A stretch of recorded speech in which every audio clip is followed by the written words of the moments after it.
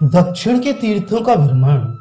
साधारण मनुष्य जिन कामों को करते हैं उन्हीं को महापुरुष भी किया करते हैं, किंतु साधारण लोगों के कार्य अपने सुख के लिए होते हैं और महापुरुष के काम समस्त जीवों के कल्याण के निमित्त होते हैं।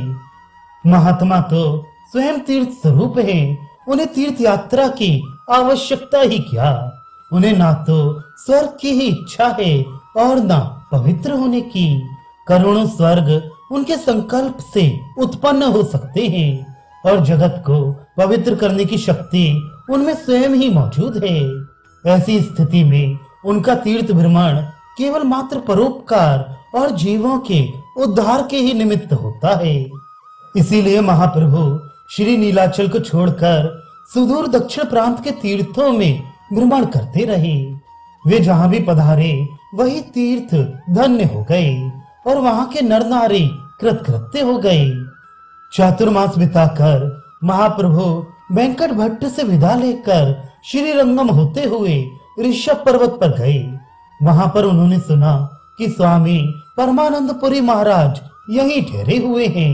इस संवाद को सुनकर प्रभु पुरी महाराज के दर्शनों के लिए उनके निवास स्थान पर गए और वहां जाकर उनकी चरण वंदना की। पुरी महाराज ने प्रभु को प्रेम पूर्वक आलिंगन किया और 3 दिन तक दोनों साथ ही रहकर कृष्ण कथा कृष्ण कीर्तन करते रहे। पुरी महाराज ने कहा, मेरी इच्छा है कि मैं श्री पुरुषोत्तम भगवान के दर्शन करके गंगा स्नान के निमित्त नवदीप जाऊं। महाप्रभु जी ने कहा, आप तब तक चलें, नवदीप से लौटकर आप फिर पुरी ही आए। मैं भी सेतुबंध रामेश्वर के दर्शन करता हुआ शीघ्र ही पुरी आने का विचार कर रहा हूँ। यदि भगवत कृपा हुई तो हम दोनों साथ ही साथ नीलाचल में रहेंगे।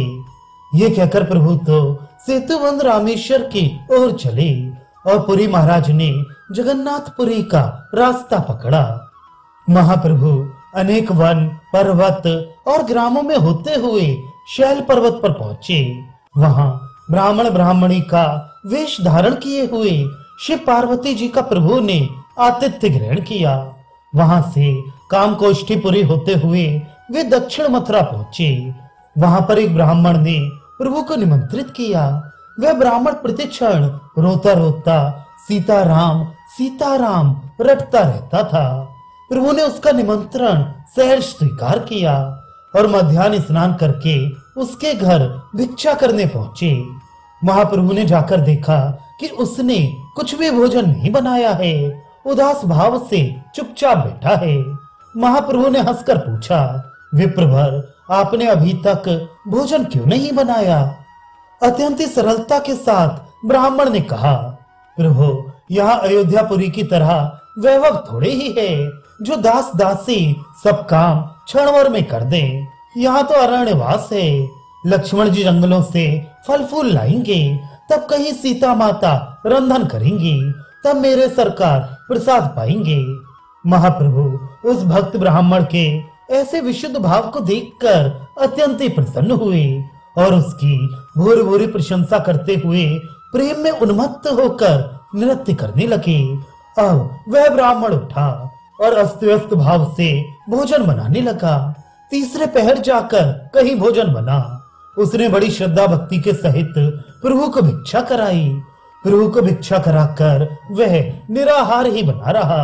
उसने कुछ भी प्रसाद नहीं पाया। तब प्रभु ने पूछा, विप्रवर, आपने प्रसाद नहीं पाया, ये क्या बात है? आप इतने दुखी क्यों हैं? अपने दुख का मुझे ठीक ठीक कारण बताइए। उस ब्राह्मण ने रोते रोते कहा, प्रभु, जगत जननी सीता माता को दुष्ट रावण अपने पापी हाथों से पकड़ ले गया। उस दुष्ट राक्षस ने माता का स्पर्श किया। इससे बढ़कर मेरे लिए और दुख हो ही क्या सकता है। मैं अब जीवन धारण ना करूंगा। जब मुझे ये बात स्मरण होती है तभी मेरा कलेजा फटने लगता है। महाप्रभु उसके ऐसे दृढ़ अनुराग को देखकर मुग्ध हो गए। ओहो, कितना ऊंचा भाव है। इसे महापुरुष के सिवा और कोई समझ ही क्या सकते हैं। प्रभु ने उसे धैर्य बंधाते हुए कहा, विप्रवर, आप इतने भारी विद्वान होकर भी ऐसी भूली भूली बातें करते हैं। भला जगत जननी सीता माता को चुरा ले जाने की शक्ति किसी में हो ही कैसे सकती है।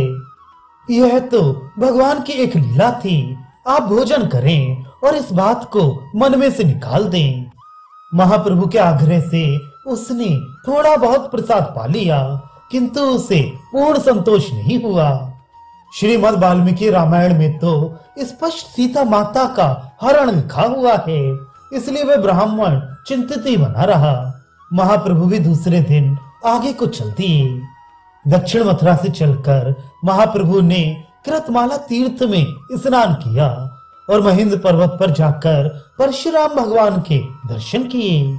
वहां से सेतुबंध रामेश्वर के दर्शन करते हुए वे धनुष तीर्थ में पहुंचे और उस तीर्थ में स्नान करके श्री रामेश्वर में पहुंचे। वहां शिव जी के दर्शन करके प्रभु लौट ही रहे थे कि कुछ ब्राह्मणों को वहां बैठे हुए देखा। वहां पर कूर्म पुराण की कथा हो रही थी। प्रभु भी कथा सुनने के लिए बैठ गए। देव योग से उस समय सीता जी के हरण का ही प्रसंग हो रहा था। प्रभु ने कूर्म पुराण में सुना, जिस समय जनक नंदिनी सीता जी ने दशग्रीव रावण को देखा तब उन्होंने अग्नि की आराधना की। उसी समय अग्नि ने सीता को अपने पुर में रख लिया और उसकी छाया को बाहर रहने दिया। राक्षस राज रावण सीता जी की उस छाया को ही हर कर ले गया था। जब रावण को मारकर भगवान ने सीता जी की अग्नि परीक्षा की तब अग्नि ने असली सीता जी को निकाल कर दे दिया। वास्तव में रावण सीता जी की छाया को ही हर कर ले गया था। असली सीता जी का तो उसने स्पर्श तक नहीं किया। भक्तवत्सल महाप्रभु इस प्रसंग को सुनकर अत्यंत प्रसन्न हुए। उन्होंने सोचा इसकी प्रतिलिपि करके उस परम भक्त रामदास को दिखानी चाहिए। फिर प्रभु ने सोचा, यदि मैं नवीन पत्र पर प्रतिलिपि करके ले गया तो बहुत संभव है नूतन श्लोक समझकर उसे विश्वास ना हो। इसलिए प्रभु ने उस कथा कहने वाले ब्राह्मण से कहा, हम इस पृष्ठ की नकल करके आपको दे देंगे। इस पुराने पृष्ठ को आप हमें दे दें।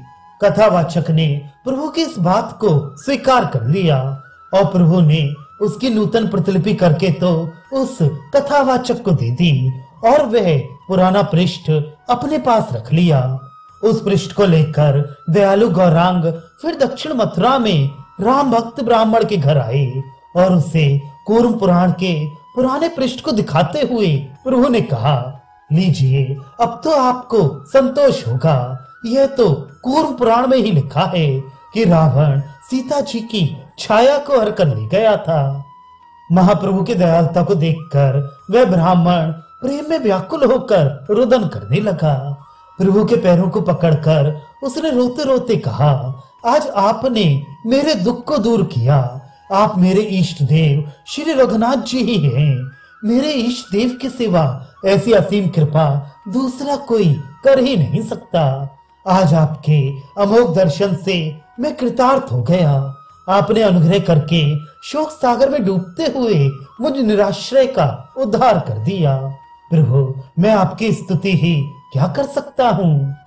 उस ब्राह्मण की ऐसी स्तुति सुनकर प्रभु ने कहा, विप्रवर, मैं आपकी भक्ति देखकर बहुत ही अधिक संतुष्ट हुआ हूँ। ऐसा सच्चा भक्त मुझे और कहीं नहीं मिला।